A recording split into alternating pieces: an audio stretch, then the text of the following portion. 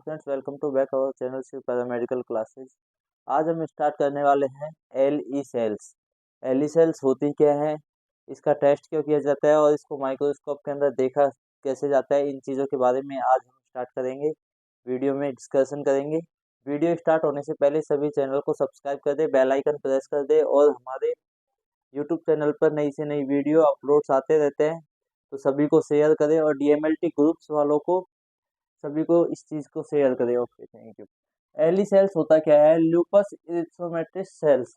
ये होती क्या है? ये होती है और इसका डायग्नोस क्यों किया जाता है, तो अपन देखते हैं कि this test performed of diagnose the systemic lupus erythematosus. ये क्या होता है? Systemic lupus S LE cells के लिए इसका डायग्नोस परफॉर्म किया जाता है। इस टेस्ट को परफॉर्म किया जाता है किस चीज को देखने के लिए? एस एली सेल्स को, सिस्टेमिक ल्यूपस इरिथ्रोमेटस को देखने के लिए। ठीक है, अब अपन बात करते हैं एस एल ई सेल्स क्या होती है। S L E cells is a autoimmune disorder. ठीक है, एस एल ई सेल क्या है? एक ऑटो इम्यून डिसऑर्डर है। S L E cells is present 95% patient blood. 95% मरीजों के ब्लड में एल ई सेल्स प्रेजेंट होती हैं। ठीक है, एल ई सेल्स WBC का ही एक टाइप है, जो कि फैगोसाइट होते हैं। फैगोसाइट क्या होते हैं? भक्षण कोशिका। क्या होते हैं? भक्षण कोशिका, जो किसी चीज को खा जाती है। ठीक है, ये एक बोला जाए तो सेल को मारती है। ये जो अपने इम्यून पावर होती है उसको डिक्रीज कम कर देती हैं एली सेल्स, जिनका न्यूक्लियस फूला हुआ रहता है। एली सेल्स एनालिसिस कैसे करते हैं? 5 से 10 ml ब्लड ले लिया जाता है। 5 से 10 ml ब्लड ले लिया जाता है और उसको स्ट्रेनिंग करके इंक्यूबेटर में 37 डिग्री टेम्परेचर पर रख दिया जाता है। कितने टाइम के लिए?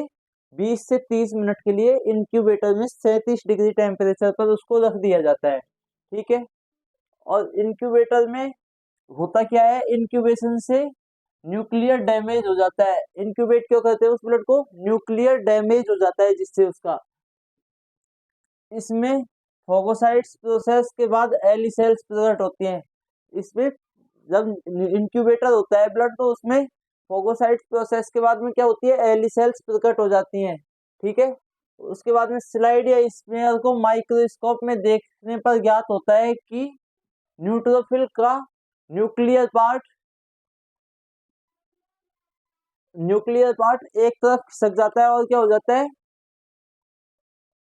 डिजेनरेटेड हो जाता है। क्या हो जाता है? डिजेनरेटेड हो जाता है। न्यूक्लियस पार्ट डिजेनरेटेड हो जाता है न्यूट्रोफिल्स का, और एक साइड में खिसक जाता है। ये देखो, ये लाइन लिख रखी, यह एक साइड में खिसक जाता है और डिजेनरेटेड हो जाता है। ठीक है, एली सेल्स वह न्यूट्रोफिल है जो जिसमें अन्य सेल के न्यूक्लियस मटेरियल को निगल लिया है। ठीक है, एली सेल्स वह न्यूट्रोफिल्स होती हैं, वह WBC का ही एक पार्ट होती है। ये वह न्यूट्रोफिल्स होती हैं जिन्होंने अन्य सेल की न्यूक्लियर को निगल लिया है, भक्षण कर लिया है, तभी तो इसको फैगोसाइट बोला है। ठीक है, एली सेल्स का डिमोस्टर करने के दो तरीके हैं। ठीक है, एली सेल को डिमोस्टर करने के कितने तरीके हैं? दो तरीके हैं। सबसे बेड मेथड ये 70 से 80% मरीजों में पॉजिटिव रिजल्ट देता है, और सेकंड क्या है? Fluorescent antibody method. ये 95 से 100% मरीजों में पॉजिटिव रिजल्ट प्रदान करता है। ठीक है, अब अपन देखते हैं process of LE cells. LE cell की प्रोसेस क्या होती है कि सबसे पहले take 5 ml blood, EDTA vial, वही पर्पल कलर की वाइल, बार बार बोलता आया हूँ हर एक वीडियो में। ब्लड स्ट्रेनिंग कर लेंगे, उसके बाद में इंक्यूबेटर में 37 डिग्री टेम्परेचर 20 से 30 मिनट के लिए रखेंगे। ठीक है, और इंक्यूबेटर होगा, जब इंक्यूबेट होगा ब्लड, तो उसका क्या हो जाएगा? न्यूक्लियर डैमेज हो जाएगा। न्यूक्लियर क्या हो जाएगा? डैमेज हो जाएगा। एली सेल्स प्रकट हो जाएंगी। ठीक है, एली सेल्स हमें प्राप्त हो जाएंगी।